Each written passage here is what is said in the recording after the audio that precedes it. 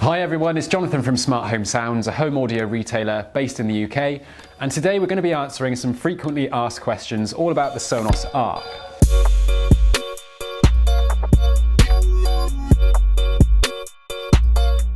So we've read through all of your comments on the Sonos Arc review video, the Arc surround sound video and the Arc lowdown video, so thank you for those, and also any questions that we've had on our social media channels. And we've selected the most common ones, so hopefully one of your questions will be answered and it will lead you to make a more informed purchase decision. So we've tried to reply to as many existing comments as we can, but of course we can't get round to answering them all, so that's why we hope you find this video helpful. Just a quick note, if you haven't heard of us before, we are a home audio visual retailer and specialise in making content like this so our customers can find the right products for them. And we also offer an extended 6-year Sonos warranty and a 30-day hassle-free returns policy if your purchase isn't the right fit. So that's enough about us, let's answer your questions about the Sonos Arc. So these will cover tech questions, getting the most out of it, compatibility and lots more. And I will put timestamps below and you can find the answer to your question if you have a specific one. So the first few questions are around Atmos, as it is a bit of a minefield. So the first question is how to get Atmos, and this comes up a lot because it means you'll be able to get the very most out of the Arc's potential. A lot of you have asked us, will I get Atmos from a particular TV model? And we can't check each and every one, unfortunately, but the primary feature you need to look out for on your TV is if it has an HDMI eARC connection. So this is different to a standard HDMI ARC connection as it's the latest form of HDMI, and it allows much more information such as Dolby Atmos content to pass through and delivered to the Sonos Arc. So the type of HDMI connection would be listed on the TV's connectivity spec. If the TV has the eARC, it will have the ability to pass through Atmos. However, if it is a standard HDMI ARC, some TVs can pass it through using the Dolby Digital Plus codec and others cannot pass it through at all. So again, this should be stated in the TV specs, but if it's not clear, I would encourage you to reach out to your TV manufacturer who should be able to confirm whether your TV can pass through Atmos or not. If, however, your TV has a standard HDMI connection, you won't be able to connect the Sonos Arc to this connection. You'll need to connect it to its digital audio output, also known as optical, and you can achieve a maximum of Dolby Digital content.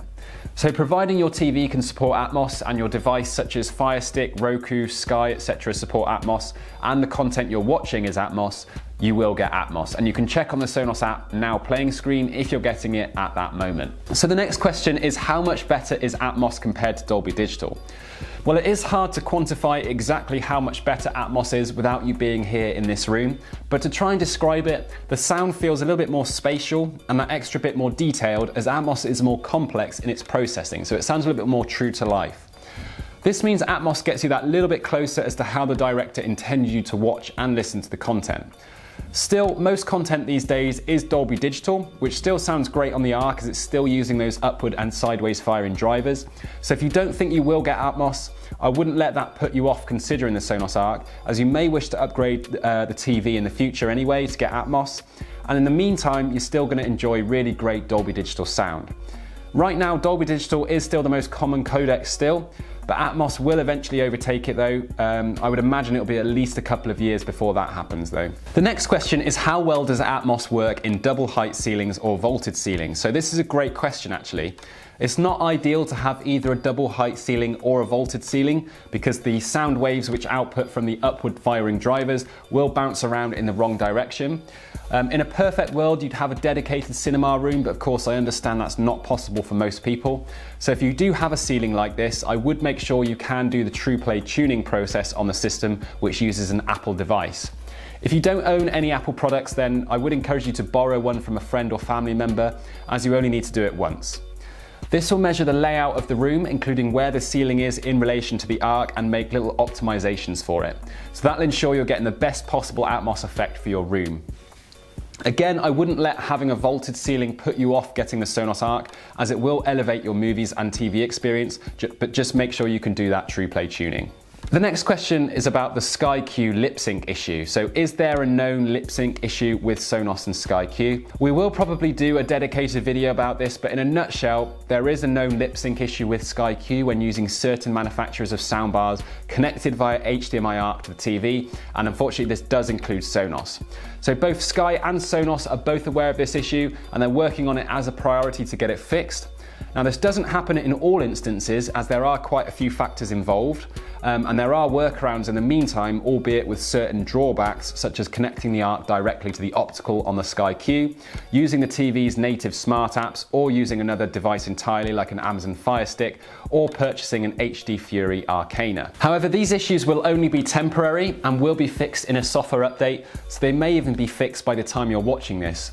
You'll just need to double check, but we will try and make a separate video covering this issue in more detail and what those workarounds would be. The next question is, will the ARC be good with Blu-rays if it doesn't support DTS? So DTS is an audio codec most commonly found on slightly older Blu-ray discs.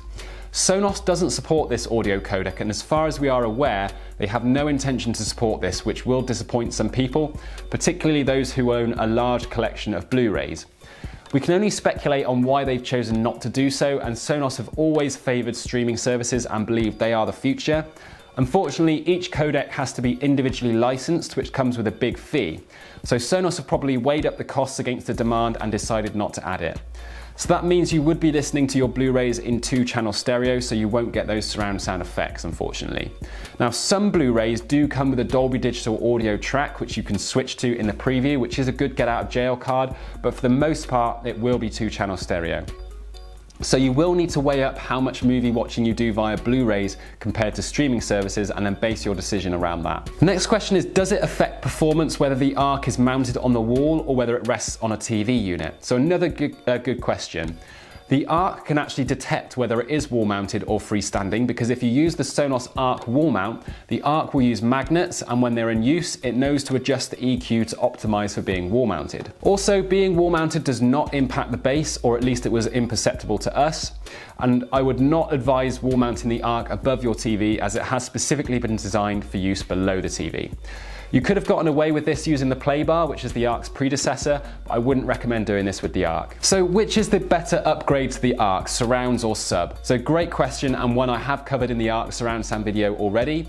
Ultimately, it depends on what your preferences are. So for me, I enjoy that deep rumbling effect that you can feel in your bones, which comes from having that separate sub.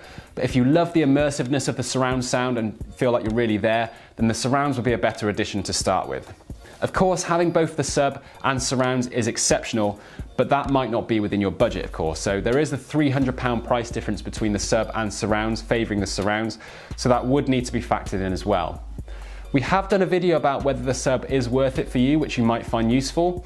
And also, since filming that video, you can now actually add 2 Sonos subs to the ARC, but I would highly recommend seeing how you go with 1 sub first, as 2 subs is so powerful, it's more likely to be overkill. So that should really be reserved for those dedicated cinema rooms or very large rooms. So how do I know if the ARC upwards firing drivers are working? Okay, so not all content that you're watching will activate the upward firing drivers. It will need to be at least Dolby Digital content, and they will only ever be activated when the content tells it to. So for example, any parts of the audio that is meant to be heard above your head. If you're watching in stereo or any other codecs that's not Dolby Digital or Atmos, you won't hear anything coming from the upwards or sideways firing drivers. Now you can check in the Sonos app if you're getting Atmos in the Now Playing screen, or for all other codecs you can check by going to About My Sonos System in the settings. So how does the ARC compare with a wired HiFi system? So a lot of you have asked us to compare the Sonos ARC with a particular wired AV system, and again, we can't compare with them all, but I can certainly comment from a general perspective on HiFi systems versus the ARC. So I would say that there's usually a difference when it comes to the width of the soundstage. Having an AV system with a dedicated center, front left and front right does of course make a difference, and it's generally more cinematic. But a lot of older AV systems won't support Atmos, and even more modern ones may support Atmos, but they don't use those dedicated upward firing drivers. So a good example of a HiFi home cinema system that's doing that well is the recently released Monitor Audio Bronze 6G series, which we have reviewed in a previous video, and in that you can purchase an Atmos add-on which sits on top of each of the bookshelf or floor standing speakers, which is a great feature to have. Also, depending on how much you spend on a HiFi system, generally you will get better sound quality overall than just using a separate soundbar. However, you do have to know what you're doing and which components go together best, and making the most out of an amplifier and that sort of thing. So Sonos has the advantage that there's no speaker cables, it takes up less space, and it's really simple to use day to day. Plus, you can stream any content to it in addition to the TV, like music, podcasts, radio, and lots more. Another great benefit of the Sonos Arc and all Wi-Fi based soundbars in general is that they can stay up to date with the industry's new features and get better over time, which are usually delivered to you via a free software update. Now, we sell both Sonos systems and our favorite HiFi setups online, so if you're stuck choosing between them, please let us know and we'll be happy to help in any way we can. So next question is, I'm building an Arc into a recessed wall. Will this impact the sound? So I would be a little bit careful here. You will need to ensure that there's at least a foot either side of the Arc to accommodate the sideways firing drivers and the same above to accommodate the upward firing drivers. Again, make sure you do the true play tuning as well, as this will also help. And finally, when are we getting stock of the Arc and Sub? So at the time of filming this video, stock has been extremely limited with those items across the board due to popular demand. We usually get them in every few weeks, so do keep an eye on our website, or if you would like to back order a custom bundle, then get in touch with us and we'll see what we can do for you. So that's all the questions we have for you for today. If you still have a question about the Sonos Arc that you don't know the answer to, please pop them down below in the comments and we'll try our best to answer as many as we can. So if we answered one of your questions in this video, please show us that this video helped by leaving a like and subscribing if you want to see more from us. Thanks for watching and hopefully see you on our next video. Now, I've done loads of other Arc content as well, which is all around this screen, so hopefully you find that useful. Remember that we are on socials as well, at Smart Home Sounds, and that's all from me, so I'll see you down in the comments below.